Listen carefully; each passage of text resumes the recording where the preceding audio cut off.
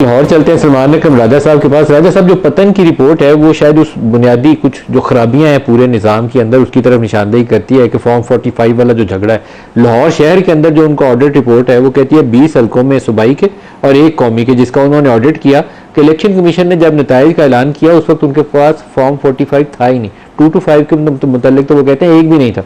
तो ये बहुत ही अलार्मिंग है। मैं तो हैरान हूँ कि पतन ने ये रिपोर्ट कैसे जारी कर दी। आप इसके ऊपर क्या रद्द अमल देते हैं? सलमान अकरम राजा साहब से ये भी पूछिएगा कि इलेक्शन कमीशन जब ये बन रहा था तो इस इलेक्शन कमीशन से तो बेहतर था फवाद हसन फवाद, फजल अब्बास मेकन, शौकत रानी, इरफान कादर के नाम आए थे ना, यही बन जाते। तो ये भी पीटीआई ने बनाया, इमरान खान ने लगाया। इमरान खान वैसे जब जुडिशरी के जज एलिवेट हो रहे थे, चीफ इलेक्शन कमिश्नर की किसने तजवीज़ की थी कि आप इसको लगवाएं? लगाया तो इमरान ने था। खान साहब, जनरल फैज ने तजवीज़ की। जनरल फैज ने तजवीज़ की। ये खबर चलाई थी, बड़ी खबर चलाई। पूछ ले। और आप इस्लामाबाद हाई कोर्ट के जज का जिक्र कर रहे हैं, बाबर सत्तार और जहांगीरी जब जज लग रहे थे पीटीआई ने मुखालफत की थी। मैं खुद मैंने कहा खान साहब बहुत अच्छे लोग हैं, बात बोले जी हमारे खिलाफ कालम लिखते हैं, ये बोल। मैं कहा अच्छे लोग ही बुरे वक्तों में काम आते हैं, सिस्टम के साथ खड़े होते हैं। तो पीटीआई ने मुखालफत की थी इन जजेस की। खैर हो जाए, कमाल है। मतलब बाबर पार्लिमानी कमेटी में मुखालफत की थी, मीटिंग के अंदर बैठ के, पीएम हाउस के अंदर बैठ के मुखालफत हुई थी। तो आजकल जुडिशरी के ऊपर आप एक तबसरा कर रहे थे पहले। आजकल की जुडिशरी वो वाली जुडिशरी है जिसे आसिफ जरदारी साहब ने कहा था ये पॉलिटिकल जजेस हैं, ये वो पॉलिटिकल जजेस हैं? नहीं, मेरे ख्याल में जी पिछले से बेहतर हमारी जुडिशरी बेहतर जा रही है। दिन ब दिन सोशल मीडिया है, सोशल प्रेशर है, एक अवाम के अंदर भी अंगड़ाई आई हुई है और पॉलिटिकल सिस्टम भी। देखिए अल्टीमेटली चीज़ों ने बेहतर होना है, हर किसी ने अपना अपना किरदार अदा करना है। नदीम भाई, ये तो किसी का अच्छा किरदार होगा, किसी का बुरा होगा, लेकिन मेरे ख्याल में चीज़ें बेहतरी की तरफ, जुडिशियल पॉइंट ऑफ व्यू से बेहतरी की तरफ जाएंगी। सलमान अकरम राजा साहब, पतन की रिपोर्ट के ऊपर आपका रद्दमल जानने की कोशिश कर रहा था कि 20 सूबाई के और एक कौमी का हल्का, और वो कहते हैं कि बाज़ हल्कों में एक फॉर्म 45 भी नहीं था और नतीजा आ गया। ये कैसे नतीजा निकाला गया? थोड़ा सा परेशान कौन रिपोर्ट है ये? देखिए, मेरे लिए तो हैरान कुन नहीं है। मैं तो खुद उस रात का गवाह हूँ, उस रात क्या हुआ, और मरते दम तक गवाह रहूँगा। किस तरह हमें आरओ के दफ्तर से उठा के बाहर फेंका गया, उस दिन क्या हुआ, कटे फटे जो फॉर्म इलेक्शन कमीशन ने बुनियाद बनाए फॉर्म 47 के, वो सब के सामने हैं। मेरे हल्के के तो अपलोड भी हो गए थे और पूरी दुनिया में तज़ीक और तमस्खर का बायस बने। तो जो हुआ उस रात वो हम सब जानते हैं, आप जानते हैं, आप उस हल्के में मौजूद थे। तो अब इन चीज़ों ने तो बाहर आना है, और इसीलिए बदहवासी है इस हुकूमत में। इनको पता है कि एक फरेब पर खड़ी हुकूमत जो है वो ज़्यादा देर सामना नहीं कर सकेगी अवाम का। जो जमहूरी अमल है उसने बहरहाल इस मुल्क में चलना है। हम एक मुड़ चुके हैं अपनी तारीख में, अब हम वापस नहीं जाएंगे। इस अमल ने आगे बढ़ना है। जो उस दिन फ्रॉड हुआ, जो उस दिन बेईमानी की गई तमाम निज़ाम के साथ, वो बहरहाल सामने आएगी। और इसी की वजह है कि अब ये चाहते हैं इस जमात पे पाबंदी लग जाए, इसके लीडरान को हम बंद कर दें, मिलिट्री कोर्ट्स में लोगों को भेज दें, इसको पाकिस्तान के खिलाफ जमात करार दें। ये सब कुछ मज़ाक़ खेज़ बातें हैं, ऐसा कुछ भी नहीं होगा। तारीख ने आगे बढ़ना है, लेकिन क्या हम एक सही समत में आगे बढ़ रहे हैं? देखिए, जो बजट इस वक्त हमारे सामने आया है वो पाकिस्तान के अवाम के लिए, पाकिस्तान के दानिश्वरों के लिए एक तमांचे से कम नहीं है। लोग हैरान रह गए हैं। हमारा ख्याल था कि वाकईतन कोशिश की जाएगी एक नया जाविया अपनाने की, टैक्स बेस को बढ़ाया जाएगा। जो अशराफिया को आपने 76 सालों से बचाया हुआ है, टैक्स से अवाम की जो मुश्किलात हैं उससे बचाया हुआ है, कुछ इजाफा किया जाएगा टैक्स बेस में भी, और लोगों को बताया जाएगा कि अशराफिया और अवाम एक हैं, दो पाकिस्तान नहीं एक पाकिस्तान है। लेकिन इस बजट ने उन तमाम उम्मीदों को पाश पाश कर दिया। तब पाकिस्तान के अवाम के सामने ये सूरत हाल बिल्कुल वाज़े है कि ये हुकूमत तसलसल है उन हुकूमतों का जो अशराफिया के लिए बनती हैं, जिनका मकसद यही होता है कि जो पहले से मराहत याफ्ता तबका है उसकी मराहत को बचाया जाए। जो इकॉनमी के साथ हो रहा है कोई अच्छी खबर नहीं आ रही। ये कहना कि अब हम चल पड़े हैं बिल्कुल खाम ख्याली है। इस वक्त आपने 7-8 प्रोजेक्ट बनाए हैं और आप दुनिया से मिन्नत कर रहे हैं कि इनमें खुदारा कुछ पैसा डाल दो। आप 300 बिलियन की इकॉनमी है, आप 25 करोड़ की इकॉनमी है, आपको बहुत कुछ इससे ज़्यादा चाहिए। आपकी जो सालाना जीडीपी ग्रोथ है, शरह नमू है, वो क्या है, आपकी आबादी की ग्रोथ क्या है।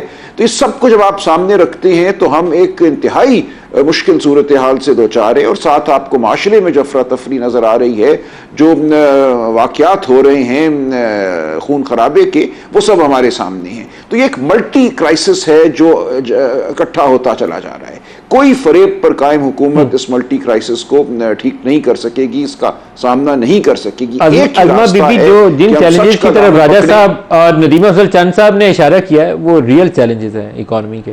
तो इसमें सियासी जमातों पे पाबंदी लगाने की बजाय अगर सियासी जमातों से बात करके रास्ता ढूंढा जाए तो शायद मामला बेहतर तरीके से पाकिस्तान के आगे चल सकते हैं। बिल्कुल, सियासी जमातों से बात पहले भी होती है, अब भी होगी। बात यह है कि सियासी जमातों में वो सियासी जमात जिसका एक दहशतगर्दी का एजेंडा है, उसके साथ तो कोई क्या बात करेगा, और फिर वो खुद वो आइन और कानून की एक तरफ बात करते हैं, मुझे मेरी एको आ रही है, और दूसरी तरफ वो कहते हैं कि जी हमने जो है वो आर्मी चीफ से, DGI से बात करनी है, पॉलिटिकल पार्टी से हमें बात ही नहीं करनी। तो क्राइसिस तो बिल्कुल है, लेकिन क्राइसिस है PTI के अंदर अपनी क्रेडिबिलिटी का। क्राइसिस बिल्कुल है, लेकिन वो क्राइसिस है PTI के अंदर उसकी लीडरशिप का। और मुझे बड़ी हैरत है कि सलमान अकरम राजा साहब जो है वो काश इकॉनमी का जो है वो रोना रोने से पहले थोड़ा सा इमरान खान का दौरे हुकूमत स्टडी कर लेते कि इमरान खान जो है वो जो पाकिस्तान को कहाँ फेंक के छोड़ के गया, IMF का प्रोग्राम तोड़ के डिफाई करके गया, जिस प्रोग्राम को दोबारा लेने के लिए पाकिस्तान की पूरी स्टेट घुटनों पे आई और पाकिस्तान को डिफॉल्ट से बचाना पड़ा। अदरवाइज ये तो हमसे बात ही ना करें, इनके मुंह से किसी गरीब आदमी की बात करना मुनासिब ही नहीं लगता। और जो ये पाकिस्तान की तारीख का सबसे ज्यादा कर्जा लेके गई जो हुकूमत, उसने हमें इन रिटर्न जो है, हमने तो 5-7 मंसूबे चले, मेहरबानी है उन्होंने मान ली राजा साहब ने, आपके तो मंसूबे अंडे कट्टे मुर्गियां थी, उनके ऊपर जो पाकिस्तान की तारीख का सबसे ज्यादा कर्जा लगा वो तो बता देंगे ना वो क्या हुआ। दूसरी बात यह है कि ये जो फॉर्म 45 की जहां तक बात है, अब ये दो मुख्तलिफ बातें हैं। अभी वो एंडोर्स कर रहे हैं, वो कह रहे हैं मुझे बिल्कुल पता है, दूसरी तरफ वो कह रहे हैं मेरा तो फॉर्म 45 अपलोड भी हो गया था। तो पतन कह रही है फॉर्म 45 थे ही नहीं। तो पहले तय कर लें कि इनमें से किसकी बात जो है वो दुरुस्त माननी है और किसकी बात के ऊपर कमेंट करना है।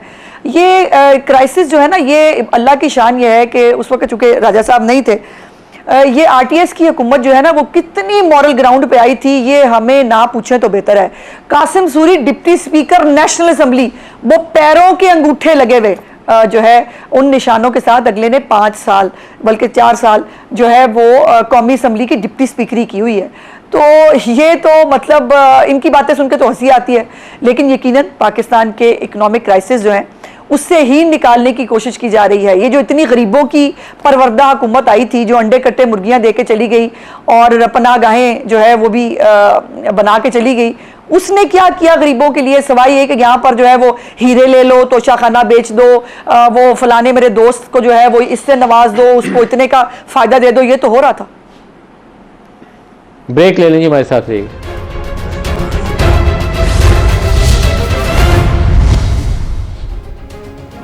Welcome back. चंद साहब, इस वक्त रिजर्व सीटों का मामला सुप्रीम कोर्ट में है, उसके ऊपर भी फैसला आना है और वहाँ जस्टिस सतर मिनल्ला और बाकी जज बहुत सारे तगड़े तरीके से जो सवालात उठा रहे हैं वो सारा कुछ हमारे सामने, पत्तन की रिपोर्ट हमारे सामने।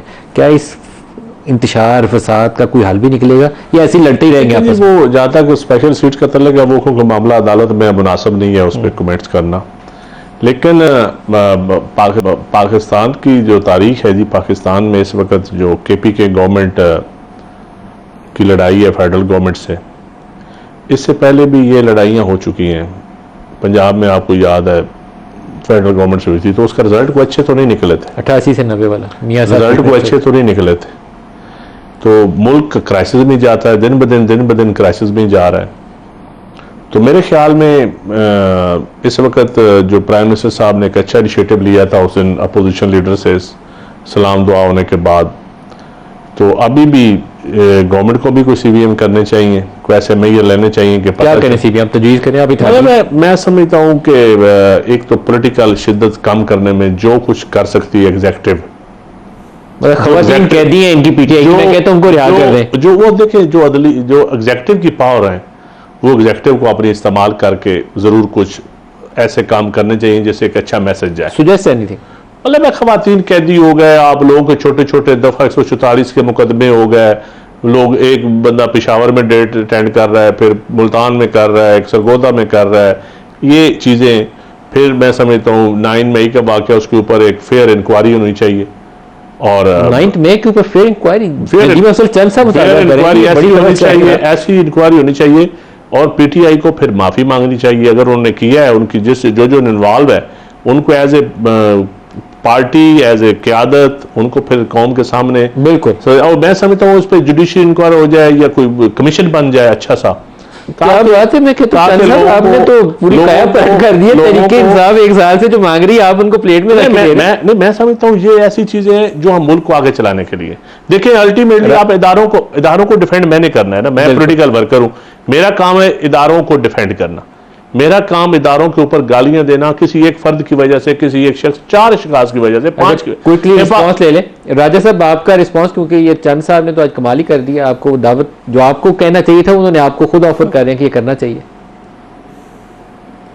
नहीं, मैंने पहले कहा चंद साहब जीरक सियासतदान भी हैं, अच्छे इंसान भी हैं, वो हक सच की बात करते हैं। देखें ये बिल्कुल ठीक बात है कि 9 मई को जो वाकया हुआ, हमारा उसके हवाले से एक मौक़िफ़ है। जो मुकदमात कायम किए गए हैं एक ही शख्स पे और ख़वातीन पे, एक ही दिन 6 शहरों में आपने मुकदमात कायम कर दिए कि इसने लाहौर में भी आग लगाई है, इसने मियांवाली में भी आग लगाई है, इसने गुजरांवाला में भी आग लगाई है। तो ये मज़क्का खेज सूरत हाल है।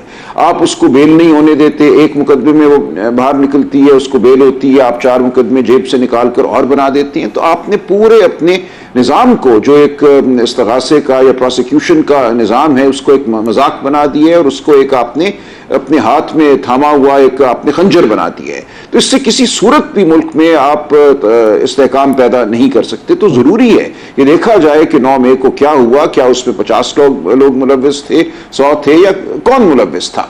हमारा एक मौक़िफ़ है कि उसमें और लोग शामिल थे, वो एक फॉल्स फ्लैग ऑपरेशन हुआ, आप उसकी नफी कर दीजिए, आप कराइए एक शफाफ inquiry. Last minute Azma Bukhari साहब आपका रद्द-ए-अमल। चंद साहब आपके इत्तेहादी हैं लेकिन उन्होंने तजवीज़ किया है कि करवा लें, CBM हो जाएगा, 9 मई की इंक्वायरी करवा लें। आपका जवाब? मैं तो बिलावल साहब ने तो ऐसी कोई बात नहीं की। अगर बिलावल साहब ने की हो तो फिर तो ज़ाहिर है इसके बारे में देखते हैं, बंदा सोच सकता है। लेकिन पूरे पाकिस्तान ने लाइव देखा, मतलब उसके बाद भी अगर कोई इंक्वायरी की ज़रूरत है तो मैं उस पर क्या ही कह सकती हूँ। लेकिन ये है कि ये फिर एक बड़ा ओपन डोर है। 9 मई को जो है वो फिर एक क्लीन चिट दे देते हैं, जिस पार्टी का जो दिल चाहे, बेशक जो है वो किसी का भी जिला वतन हो जाए, किसी लीडर को फांसी दे दी जाए, तो फिर 9 मई से भी बहुत आगे चले जाना चाहिए। अभी तो सिर्फ ये इनका रहनुमा जो है वो सिर्फ पकड़ा गया था। दूसरी बात यह है कि ये बड़ी अजीब बात यह है कि मुल्क के अंदर ये 9 मई एक दफा नहीं हुआ, मैंने आपको 25 मई भी याद कराया है। गौर करेगी? नहीं करें। नहीं, मैंने तो जैसे गुजारिश की है कि चंद साहब की, अब आई डोंट नो ये जाती राय है कि पार्टी की तरफ से राय है, वो जाहिर है वज़ीर आज़म के सामने पेश होगी। तो वज़ीर आज़म ने तो जैसे कहा, उन्होंने खुद बताया कि उन्होंने तब भी कहा था कि हम बैठते हैं। उन्होंने आर्मी चीफ से बात करनी है। एक तरफ इनको आर्मी चीफ से प्रॉब्लम बहुत है, हर वक्त नाम ले कि आर्मी चीफ का जो है उनकी तज़हीक करते हैं, उनके खिलाफ ट्वीटें करते हैं, उनके खिलाफ पूरी प्रोपेगेंडा मुहिम चलाते हैं। दूसरी तरफ उनको उनसे बात करनी है, NRO मांग रहे हैं, और क्या है, NRO मिल जाए। अज़मा बुखारी साहब, सलमान अकरम, चंद साहब, आज के लिए इतना ही, इजाज़त दीजिए। अल्लाह हाफ़िज़।